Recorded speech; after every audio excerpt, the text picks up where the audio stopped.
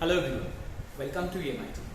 आज हम फंडामेंटल के इस क्लास में बात करेंगे एक तो आपका बेसिस ऑफ अकाउंटिंग को लेकर और दूसरा आपका सिस्टम ऑफ अकाउंटिंग लेकर। इसके साथ और भी बहुत सारी चीजें। चलो स्टार्ट करते हैं। फिर सबसे पहले हम बात करते हैं basis of accounting. Accounting mainly two basis में मेंटेन होता है। क्या? एक तो कैश बेसिस, दूसरा एक्यूरल बेसिस। क्या लिखा मैंने?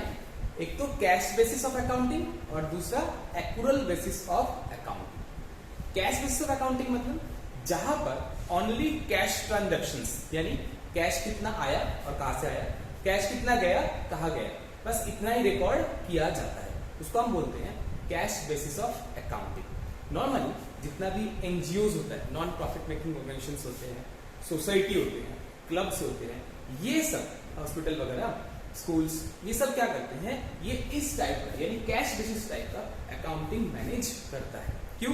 जितना भी पैसा आया उसको रिसिप्ट बोल के दिखा देते हैं, जितना भी पैसा गया उसको एक्सपेंडिचर बोल के दिखा दिया। बस अकाउंटिंग इसलिए मैनेज होता है कि कहां से पैसा आया था, किस पर्सन से आया था, किस जगह से आया था, कहां खर्चा हुआ, कितना पैसा खर्चा हुआ, बस इतना ही मेंटेन किया जाता है। उसमें बकाया से कोई मतलब नहीं रहता, यानी उधारी से, आउटस्टैंडिंग से कोई मतलब नहीं। ऐसे अकाउंटिंग को हम बोलते हैं कैश बेसिस ऑफ अकाउंटिंग। और रिसिप्ट पेमेंट के बीच में जो डिफरेंस होता है इसको यहाँ पर सरप्लस बोला जाता है। क्या बोलता है? सरप्लस, बिग एक्स्ट्रा, है ना। तो वो सरप्लस लेके ही यहाँ पर अकाउंटिंग होता है, ना प्रॉफिट ना लॉस, किसी चीज से यहाँ पर कोई मतलब नहीं होता। तो कैश बेसिस ऑफ अकाउंटिंग आपको समझ में आ गया कि जहां पर ओनली कैश ट्रांजैक्शन से रिकॉर्ड होगा, क्रेडिट या उधारी का कोई ट्रांजैक्शन रिकॉर्ड नहीं होगा, उसको हम बोलते हैं कैश बेसिस ऑफ अकाउंटिंग। वही जगह पर अगर हम बात करते हैं एक्यूरल बेसिस ऑफ अकाउंटिंग, वहां पर cash as well as credit, both, दोनों ही, मतलब कैश भी उधारी भी, दोनों टाइप का ट्रांजैक्शन हम रिकॉर्ड करेंगे। ऐसे ट्रांजैक्शन को बोलते हैं accrual basis of accounting. Accrual basis में हम कैश भी मैनेज करते हैं, कैश ट्रांजैक्शंस भी, और साथ में उधारी यानी क्रेडिट ट्रांजैक्शन भी मैनेज करते हैं।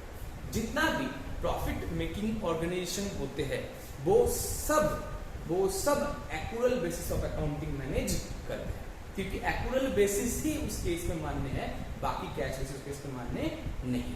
बट एनजीओ के केस में कैश बेसिस ही मान्य होता है। ओके, तो only cash transactions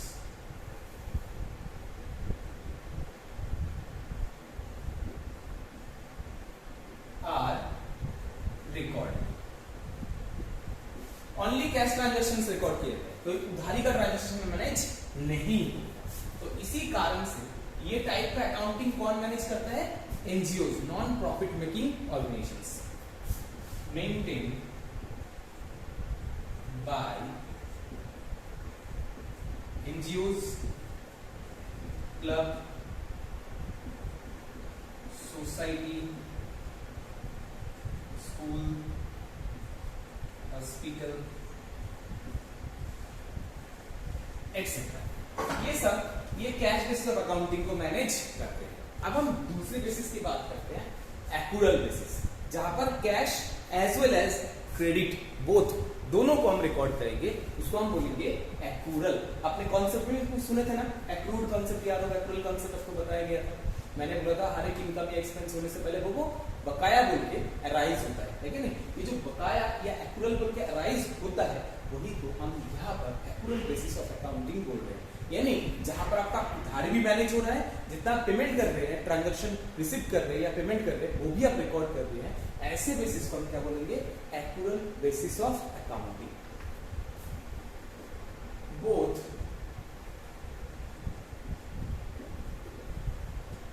cash and credit transactions are recorded in such basis of accounting. Normally ये जो मेथड होता है ये कौन मैनेज करता है? All profit making organisation are maintain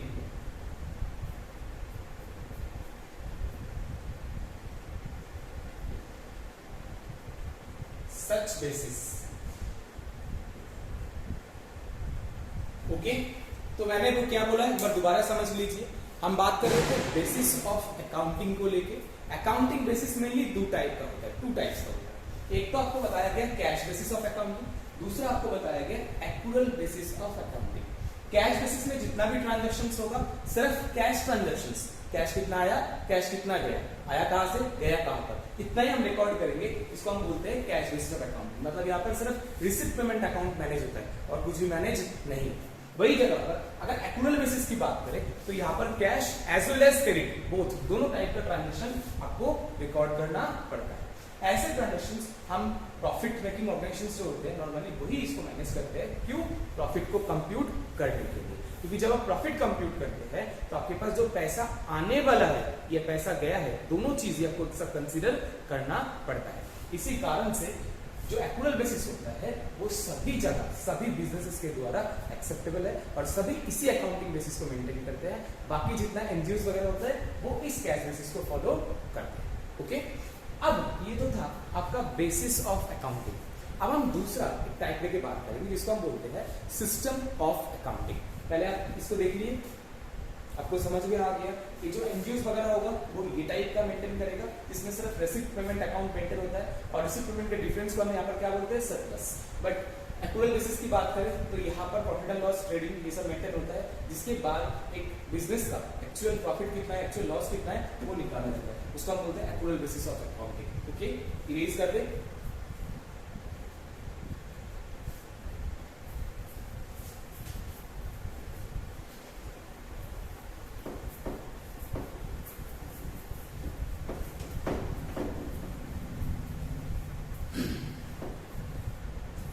next हम बात करते हैं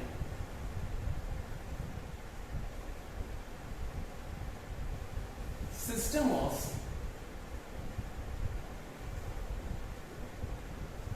अकाउंटिंग। सिस्टम ऑफ अकाउंटिंग लेके बात करना चाहता हूं। सिस्टम ऑफ अकाउंटिंग मेनली दो टाइप का होता है। क्या? एक तो सिंगल एंट्री सिस्टम और दूसरा double entry system. Single entry system और डबल एंट्री सिस्टम, अब इन दोनों में डिफरेंस क्या है बताते हैं। पहले आप लिखते हैं, एक तो आपका मैंने बोला सिंगल एंट्री और दूसरा आपने बोले double entry system. Single entry system में ओनली जिससे आपको पैसा लेना है या जिसको आपको पैसा देना है सिर्फ इतना ही रिकॉर्ड किया जाता है ना। मतलब कैश ट्रांजैक्शंस हुआ वो सबसे कोई मतलब नहीं, लेना देना नहीं है। किस पार्टी से कितना पैसा लेना है, किस पार्टी को कितना पैसा देना है, बस इतना ही रिकॉर्ड किया जाता है। उसको हम क्या बोलते हैं? Cash single entry system. क्या बोलते हैं? Single entry system. Cash basis नहीं, कैश बेसिस बेसिस में था।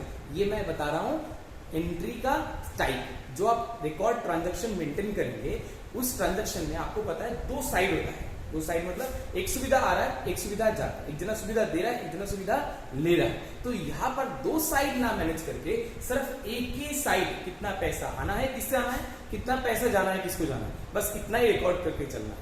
इसी को हम बोलते हैं single entry system. Only one side that is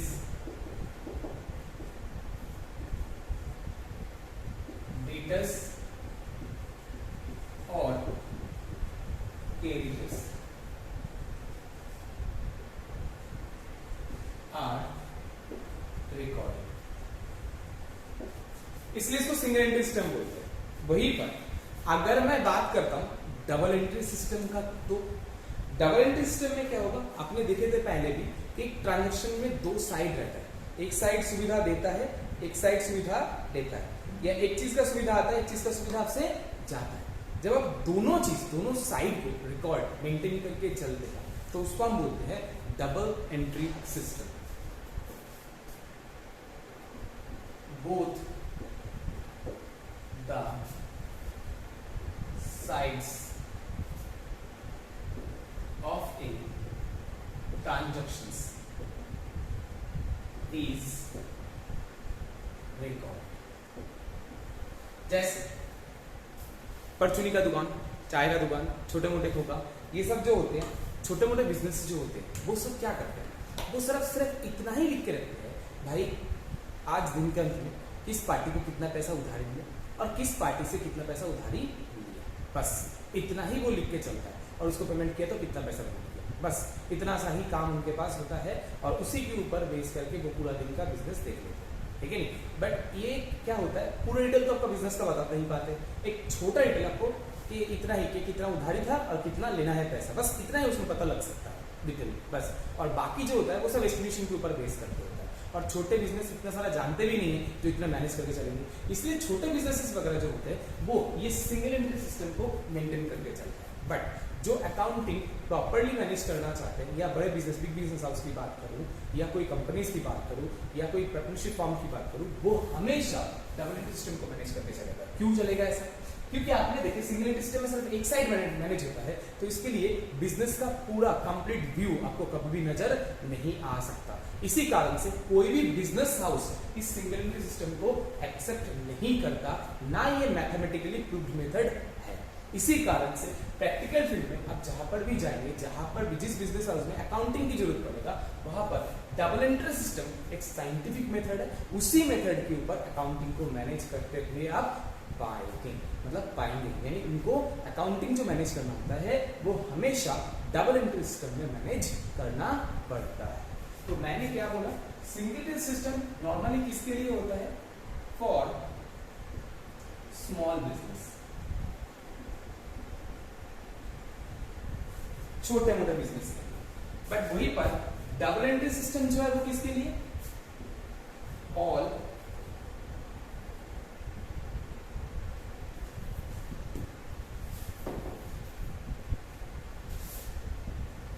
profit making operations.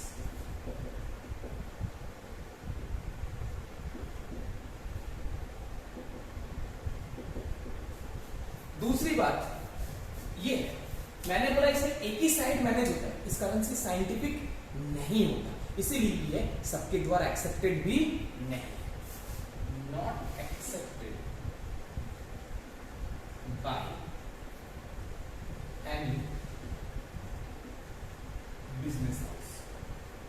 अगर ये बंदा लोन वगैरह लेना चाहते हैं तो उसके लिए भी इनको प्रॉपर अकाउंटिंग मैनेज करके रखना पड़ेगा। बिना अकाउंटिंग के सिर्फ उस डेटर क्रेडिटर्स के ऊपर बेस करके लोन यहाँ पर नहीं मिलता, ठीक है।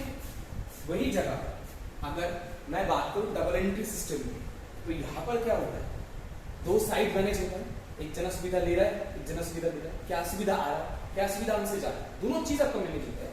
इसीलिए ये scientific method, scientific method of accounting, so accepted by any business house। किसी के भी द्वारा भी ये एक्सेप्टेड होता है, क्योंकि इसके प्रॉपरली मेथड अप्लाई करके आप अकाउंटिंग मैनेज कर रहे हैं, तो इसमें कोई भी साइंटिफिकली एरर होने का चांसेस नहीं रहता। इसी कारण से सभी इसी मेथड को फॉलो करते हैं। बाद में हम ये भी देखेंगे कि हमारा जो डबल एंट्री सिस्टम है वो साइंटिफिकली प्रूव्ड कैसे है, वो भी हम इसमें बात करेंगे जब हम अकाउंटिंग इक्वेशन लेकर बात करेंगे। ओके, तो ये था आपका single and double entry system and उसका टाइप्स एंड उसका डिफरेंस मैंने आपको यहाँ पर दिखा दिया। मैं एक बार दोबारा शॉर्टिंग कर देता हूँ। नॉर्मली सिस्टम ऑफ अकाउंटिंग दो टाइप का होता है, एक तो सिंगल एंट्री सिस्टम, दूसरा double entry system. Single entry system में सिर्फ एक साइड मैनेज होगा, डबल एंट्री सिस्टम में बोथ साइड मैनेज होगा, यानी क्या सुविधा आया क्या सुविधा गया बोथ, ठीक है। और सिंगल एंट्री केस में कितना पैसा आना है कितना पैसा जाना, बस इतना ही रिकॉर्ड हो, ठीक है नहीं। Single entry system scientific method है नहीं, इसलिए कोई बिजनेस हाउस उसको मानते नहीं। वहीं पर डबल एंट्री सिस्टम जो है वो साइंटिफिकली प्रूव्ड मेथड है, इसी कारण से इसको सभी एक्सेप्ट करते हैं। सभी प्रॉफिट मेकिंग ऑपरेशन जिसको भी अकाउंटिंग को प्रूव करना होता है, अकाउंटिंग सही तरीके से मैनेज करना होता है, वो हमेशा डबल एंट्री सिस्टम को ही मैनेज करेंगे। ओके, तो ये हमारा डबल एंट्री सिस्टम का कहानी होगा। इरेज करें हम इसको।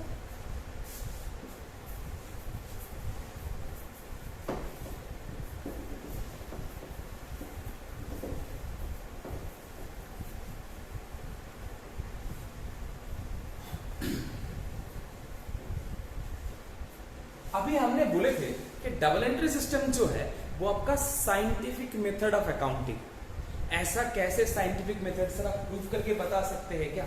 बिल्कुल, अकाउंटिंग को साइंटिफिकली प्रूव करने के लिए एक मैथमेटिकल इक्वेशन का सहारा लिया जाता है, जिसको हम अकाउंटिंग इक्वेशन बोलते हैं। क्या बोला जाता है उस अकाउंटिंग इक्वेशन के हिसाब से?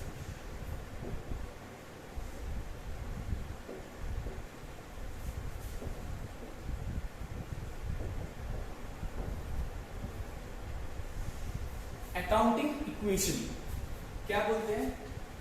मेरा बिजनेस का जितना भी एसेट है, संपत्ति है, वो बराबर होगा मेरा बिजनेस के टोटल लायबिलिटी के साथ। अब आपको पता है लायबिलिटी का दो टाइप होता है ओनरशिप के ऊपर बेस करके, मालिकाना के ऊपर बेस करके लायबिलिटी टू टाइप्स का होता है, एक तो इनसाइडर और दूसरा आउटसाइडर। तो लायबिलिटी का हम दो हिस्सा बना देते हैं, एक तो इनसाइडर जिसको हम कैपिटल बोल देते हैं, एक आउटसाइडर जिसको हम लायबिलिटी ही बोल देते हैं। यानी आउटसाइडर लायबिलिटी, शॉर्ट में लायबिलिटी ही बोलते हैं। दोनों को जोड़ेंगे तो टोटल लायबिलिटी आ जाएगी। तो इक्वेशन को हम ऐसे भी लिख सकते हैं कि मेरा बिजनेस का जितना एसेट है वो बराबर होगा लायबिलिटी का। लायबिलिटी मतलब या तो वो लायबिलिटी बाहर वाले की तरफ या तो मेरा मालिक के तरफ, यानी बिजनेस का जितना भी संपत्ति है उसके ऊपर हक या तो पूरा पूरा मालिक का है या तो मालिक प्लस अदर आउटसाइडर का है। समझे? बिल्कुल, मैं आपको समझाता हूँ। सपोज कीजिए मैंने 100 रुपए लेके बिजनेस स्टार्ट किया है, ठीक है? 100 रुपए लेके बिजनेस स्टार्ट किया तो मेरे पास संपत्ति आएगा कितने रुपए का? 100 रुपए का, और कैपिटल भी होएगा कितने का? 100 रुपए का, है कि नहीं? तो ये हो गया एसेट इक्वल्स टू लायबिलिटी। यहाँ पर जो लायबिलिटी है वो कैपिटल है। क्यों कैपिटल है? क्योंकि 100 रुपए मेरा ही है, यानी मालिक का ही है। तो बिजनेस का मालिक के प्रति जो लायबिलिटी होता है वो कैपिटल बोल के हम दिखाते हैं। यानी बिजनेस का ओनर बिजनेस में जो भी इन्वेस्ट करते हैं उसको कैपिटल बोले थे ना, याद है ना? तो वही कैपिटल यहाँ पर 100 रुपए का हो गया। यानी अभी जो लायबिलिटी है बिजनेस का वो पूरा पूरा अपना मालिक के प्रति है। अब सपोज कीजिए 50 रुपए मैं बैंक से लोन और लेके आया, तो आपके पास अब एसेट कितने का हो गया? 50 रुपए और जुड़ गया, और लायबिलिटी में भी आप देखो 50 रुपए बैंक लोन बोल के अलग से आ गया। तो टोटल इक्वेशन कितना हुआ? 150 इक्वल्स टू 100 प्लस 50। तो टोटल आपके पास संपत्ति है 150 रुपए का, जिस 150 रुपए का दावेदार कौन कौन है? 100 रुपीज का तो अपने मालिक का है, कैपिटल बोल के, और जो बाकी 50 रुपए है वो आउटसाइडर का है, यानी बाहर वाले का। इसी कारण से बोलते हैं कि बिजनेस में जितना भी संपत्ति होता है उतने का ही लायबिलिटी होता है। हम यहाँ पर ये भी देखेंगे कि कोई भी ट्रांजैक्शन हो, ये इक्वेशन का दोनों साइड हमेशा इक्वल रहेगा। दोनों साइड इक्वल रहेगा तभी तो आप बोल पाएंगे ना कि हाँ ये मैथमेटिकली प्रूव है। क्यों? इक्वेशन का शर्त आपको पता है।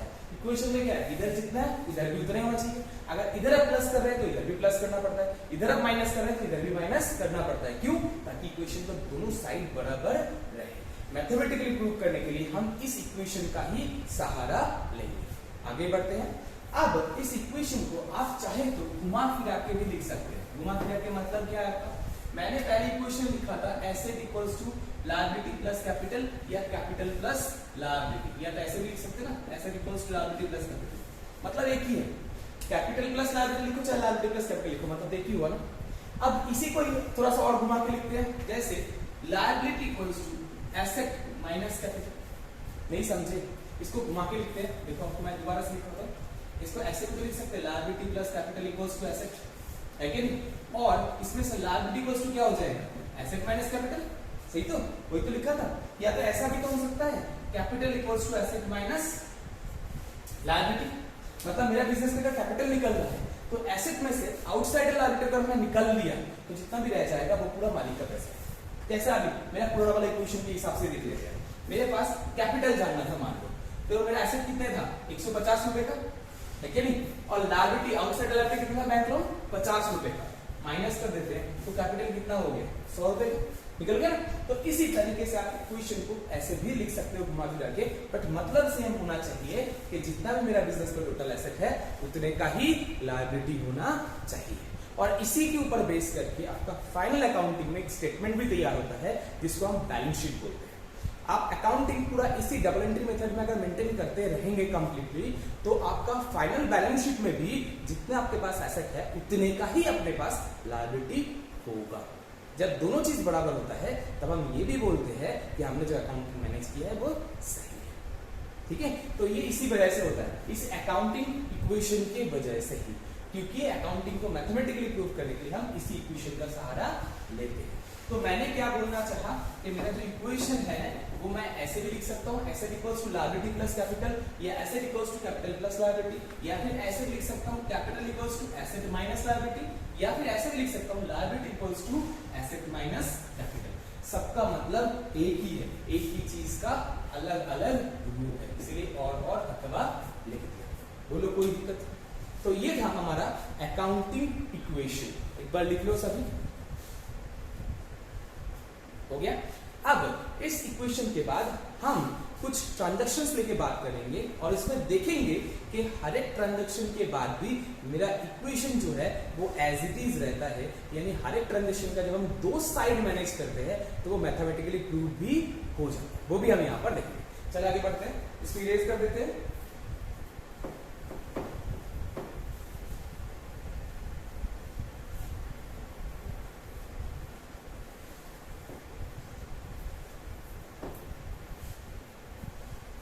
तो मेरा इक्वेशन था asset equals to liability plus capital. अब मैं पहला ट्रांजैक्शन आपका वही ले रहा हूं जो आपने अभी थोड़ी देर पहले सुना था। क्या? Mister Ram started business with cash ₹100। 100 रुपए लेके बिजनेस स्टार्ट किया, हंसना मत, कोई बात नहीं, 100 रुपए तो क्या हो, मैं बस एक छोटा सा एग्जांपल ले रहा हूँ इसलिए ताकि आपको समझ में आ जाए, आप वैल्यू में ना फंसो, वैल्यू में आपको दिमाग में ज्यादा ना लगाना पड़े, क्योंकि वैल्यू दिमाग को दूसरी तरफ ले जाता है। हमें वैल्यू में ध्यान नहीं देना, हमें काम पे ध्यान देना है ना। इक्वेशन क्लास मैनेज करना सबको पता है ये सब, है ना। तो जब स्टार्टेड बिजनेस विद कैश लिखा तो इसमें दो साइड हो गया, एक तो कैश, दूसरा कैपिटल। अब इक्वेशन में लिखते हैं, ये तो मेरा इक्वेशन था, तो एसेट में लिख दिया 100 रुपए, लायबिलिटी मेरा नहीं, खाली लायबिलिटी, कैपिटल हमारा 100 रुपए। ये किस चीज का है? कैश हमारा एसेट होता है, ये हमारा क्या है? कैपिटल। तो देखो दो साइड है, क्या दिखाई दिया कि 100 इक्वल्स टू L प्लस 100, मतलब दोनों साइड बराबर है, दोनों साइड बराबर है, इधर भी प्लस हुआ तो इधर भी प्लस हुआ। क्यों ऐसा हुआ? क्योंकि देखो कैश एसेट है, कैपिटल लायबिलिटी है, कैपिटल दोनों ही इधर आ रहा है, दोनों ही प्लस हो रहा है। तो इसमें आपको ये चीज भी समझ में एक चीज और आ जाएगा कि एक ट्रांजैक्शन में आपका जो दिमाग में रहता है कि ट्रांजैक्शन मतलब एक चीज आना, एक चीज जाना, एक चीज आता है, एक सुविधा जाता है। तो यहाँ पर भी आपको लग रहा होगा कि ये भी आ रहा है, ये भी आ रहा है, तो ऐसे कैसे पॉसिबल है? हाँ बिल्कुल पॉसिबल है, मैंने पहले भी एक बार बताया था, आज भी दोबारा बता रहा हूँ कि ये तो संपत्ति आ रहा है और दूसरा संपत्ति नहीं जो आपका जाएगा, तो दूसरा क्या है? लायबिलिटी है। जैसे इसी मिस्टर एक्स का मैरिज हुआ, मैरिज के टाइम वो बहुत सारे सामान साथ में लेके आए, तो वो सब क्या है? संपत्ति, बट साथ साथ में एक लायबिलिटी भी उनके पीछे टुक टुक टुक टुक करके चलते हुए आते हैं। इसको मजाक ही समझ लीजिए, बट वैसे मेरा कोई और इंटेंशन नहीं है, बस यहाँ पर भी वैसे ही समझ लीजिए ताकि समता बराबर है ना। तो यहाँ पर वही समता बराबर रहता है। कैसे समता? देखिए कैश आ रहा है, ये सर एग्जाम्पल पर्पस, इसका कोई मतलब और नहीं है, मैं आपको पहले क्लियर करने के बाद समझाता हूँ ना। तो मैंने यहाँ पर वही बोलना चाहा कि 100 रुपए का जब एसेट आया और 100 रुपए का लायबिलिटी भी आया तो बात अपना बराबर हो गया। तो दोनों चीज आ रहा है क्योंकि दोनों का टाइप अलग अलग है। दोनों एक जैसा होता तो एक चीज आता तो दूसरा जाता। समझ में आ गया आपको? तो यहाँ पर आपको दिखाई दिया पहला ट्रांजेक्शन आपने देखा इक्वेशन का दोनों साइड बराबर रहा। अब अगर मिस्टर राम ने इसमें से 20 रुपए विड्रॉ कर लिया मान लीजिए, तो कैसे करेंगे? Cash withdrawn bye mister Ram ₹20। 20 रुपए मिस्टर राम विड्रॉन कर लिया। तो बताओ दो साइड क्या क्या रहेगा? एक तो रहेगा आपका ड्राइंग, दूसरा रहेगा आपका कैश। बिल्कुल सही, दो साइड, एक ड्राइंग हो गया, दूसरा आपका कैश। अब ट्रांजेक्शन कैसे लिखेंगे? पहले ट्रांजेक्शन था asset equals to liability plus capital, इसमें लायबिलिटी नील था, कैपिटल 100 था, यही था हमारा पहले। अब इसमें थोड़ा सा अपडेट, 100 माइनस हो गया 20, -20 किस चीज का? जो कैश चला गया उसके लिए, इक्वल्स टू इधर लायबिलिटी में तो नीली था और इधर 100 था क्या कैपिटल, 100 में से अब पहले तो 100 रुपए था, अब इसमें से माइनस हो गया 20 रुपए, किस चीज का? ड्राइंग का। इसीलिए ड्राइंग को नेगेटिव कैपिटल भी बोलते हैं। आप देखो आपका इक्वेशन वही आ गया, 80 इक्वल्स टू 0 प्लस 80, यानी 80 और इधर भी 80, दोनों साइड आपका बराबर। तो मैंने आपको दो ट्रांजैक्शन बताया, दोनों ट्रांजैक्शन में ही आप देखिए ट्रांजैक्शन का दोनों साइड ही सेम रहा, बराबर रहा। यानी मैथमेटिकली जो प्रूफ होता है कि इक्वेशन का अगर दोनों साइड बराबर होता है तो वो चीज मैथमेटिकली प्रूव्ड है, तो वो चीज ये दोनों ट्रांजैक्शन में पूरी तरीके से फुलफिल किया। अब हम आगे की बात करते हैं। ये दोनों ट्रांजैक्शन आप लोग लिख लीजिए चाहे, हो गया। अब हम नेक्स्ट में जाते हैं। अब हम तीसरा ट्रांजैक्शन, अभी तक हमने जो देखा वो क्या देखा? एसेट के साथ कैपिटल का रिलेशन। एसेट के साथ कैपिटल का रिलेशन हमें क्या मिला कि एसेट भी आया कैपिटल भी आया, है ना? एसेट भी गया कैपिटल भी गया, यही तो दिख रहे थे। मतलब इधर भी आ रहा है तो इधर भी आ रहा है, इधर भी गया यहाँ पर जा रहा था, यहाँ पर भी गया, है कि नहीं? तो इधर भी गया तो इधर भी गया, है ना? यही सिमिलर रिलेशन हमें मिलता है। मतलब दोनों साइड के साथ एसेट के साथ लायबिलिटी का जो रिलेशन है वो सिमिलर है। क्या है? सिमिलर। चलो और एक एग्जांपल लेते हैं और क्लियर हो जाए। इसको इरेज कर दें।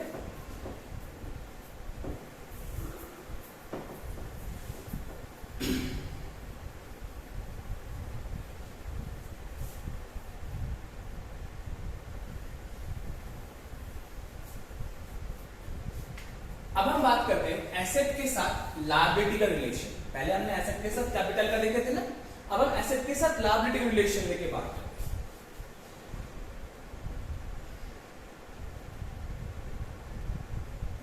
A machine purchased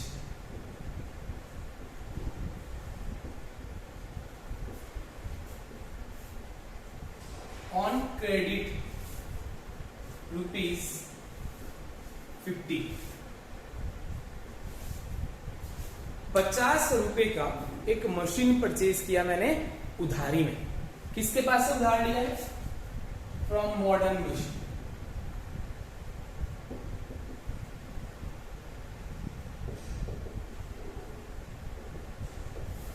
बताओ दो साइड क्या होगा?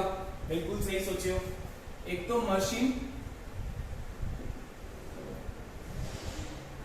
दूसरा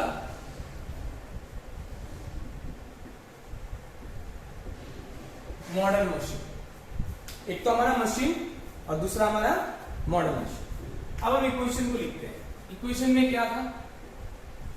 80 इक्वल्स टू 0 प्लस 80, ये था पहले। ये मेरा एसेट था, ये लायबिलिटी, ये कैपिटल, ये पहले हो गया। अब इसी में अपडेट कर देते हैं।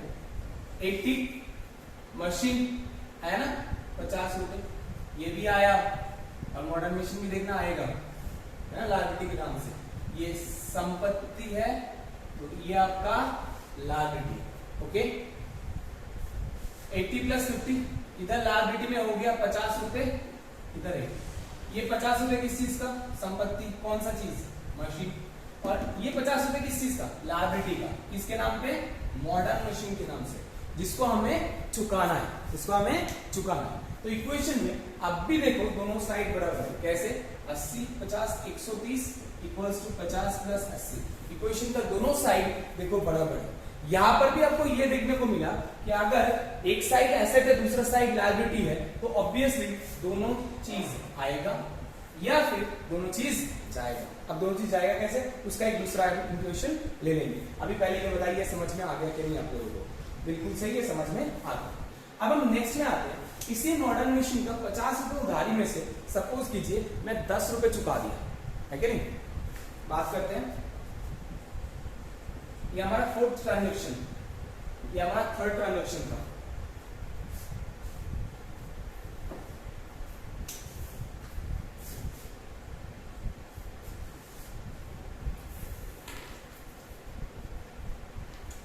एक सेकंड,